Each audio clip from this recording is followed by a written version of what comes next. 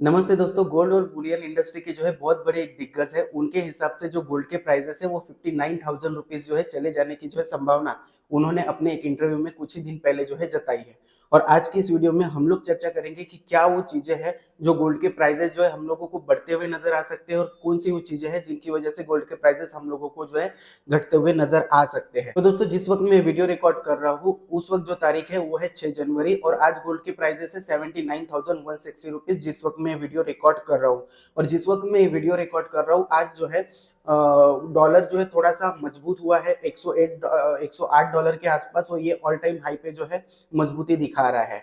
और इसी के साथ साथ अगर हम लोग बात करें गोल्ड के प्राइजेस को लेकर तो हम लोगों को कहीं ना कहीं गोल्ड के प्राइजेस इस वीक में बहुत सारा फ्लक्चुएशन तो आते हुए दिखेगा, लेकिन उसके पीछे कारण क्या है उसको अपन लोग पहले समझने की कोशिश करते हैं।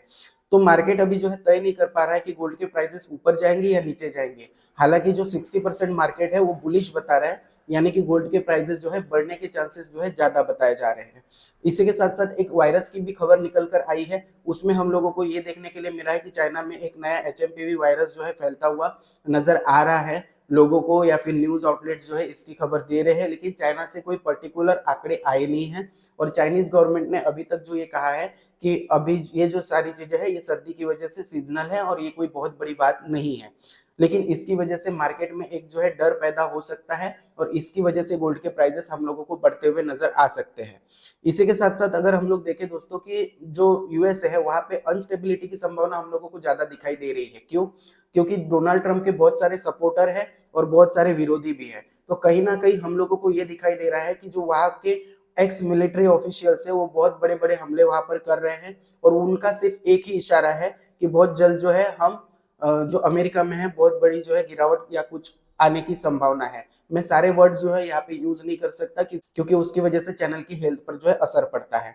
इसके बाद में अपन लोग बात करें डॉलर वर्सेस गोल्ड की, तो डॉलर जब जब मजबूत होता है तब तक गोल्ड के प्राइसेस जो है कम होते हैं, लेकिन हम लोगों को देखने के लिए उल्टा मिल रहा है। गोल्ड भी अपनी भरसक कोशिश कर रहा है कि जिस रेंज में वो है उससे ऊपर निकले।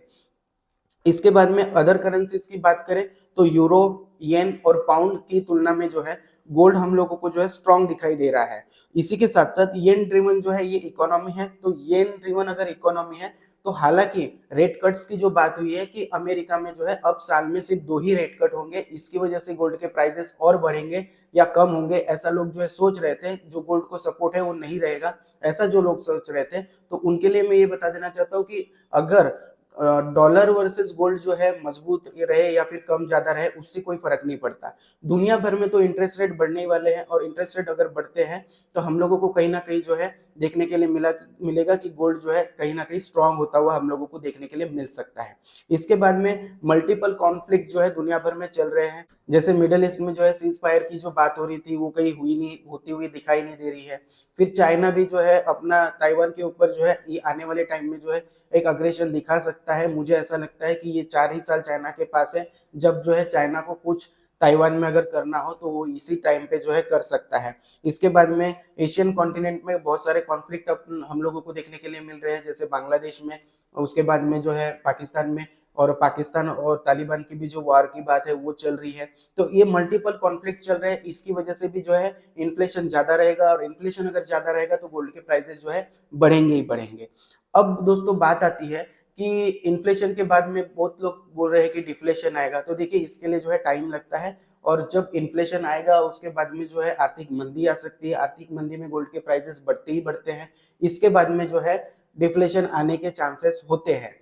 लेकिन ऐसा नहीं होगा कि गोल्ड के प्राइसेस जो मतलब अभी हम लोगों को 80,000 रुपीज के आसपास दिख रहे हैं वो 59,000 रुपीज के आसपास आ जाए। ये होना बहुत मतलब देखा जाए तो क्रिटिकल है और आज तक ऐसा हुआ नहीं है। अगर ये होता है तो ये इतिहास में पहली बार होगा। अब बात करते हैं कि 20 जनवरी के बाद में क्या होगा। तो मुझे ऐसा लगता है 20 जनवरी के बाद में थोड़े से शॉर्ट टर्म के लिए गोल्ड के प्राइसेस गिरेंगे और ये भी हो सकता है कि इसका उल्टा हो, क्योंकि अगर डोनाल्ड ट्रंप ने बहुत बड़ी जो है घोषणाएं नहीं की तो गोल्ड के प्राइसेस स्टेबल रहेंगे। अब 20 तारीख के बाद में जब गोल्ड के प्राइसेस गिरेंगे उसके बाद में 1 फरवरी को जो है हमारे इंडिया में कुछ बड़ा हो सकता है। बड़ा क्यों हो सकता है कि मुझे ऐसा लगता है कि गोल्ड के ऊपर जो है इंपोर्ट ड्यूटी गवर्नमेंट एक बार फिर बढ़ाने की जो है कोशिश करेगी, क्योंकि हमारा जो फिजिकल डेफिसिट है वो काफी जो है गोल्ड के गोल्ड के ऊपर इंपोर्ट ड्यूटी घटाने की वजह से काफी जो है बढ़ गया था। तो इसकी वजह से मुझे लगता है 1 फरवरी को गोल्ड के प्राइसेस या तो बढ़ सकते हैं हमारे इंडिया में, 1 या 2 फरवरी को जब भी बजट का अनाउंसमेंट होगा, या तो जीएसटी में जो है हम लोगों को एक बढ़ोतरी होती हुई नजर आ सकती है। तो दोस्तों ये कुछ कारण है जिसकी वजह से गोल्ड के प्राइसेस फिलहाल के लिए हमको जो है बढ़ते हुए ही नजर आ सकते हैं। एक शॉर्ट टाइम के लिए जो है गोल्ड के प्राइसेस में गिरावट आएगी, वो भी 20 तारीख से लेकर 1 तारीख के बीच में होगी। और मैं फिजिकल गोल्ड को लेकर आप लोगों के साथ में बहुत सारी चीजें जो है शेयर करने की ऐसी ही कोशिश करते रहूंगा। आप लोगों ने अगर चैनल को सब्सक्राइब ना किया हो तो चैनल को जो है सब्सक्राइब कर लें। एक डिस्क्लेमर जाते जाते देना चाहता हूं कि मैं किसी भी प्रकार से आप लोगों को खरीदने या बेचने की सलाह नहीं देता। मैं ये वीडियोस जो है एजुकेशन पर्पज के लिए बनाता हूं। तो आज के लिए बस इतना ही। Thank you.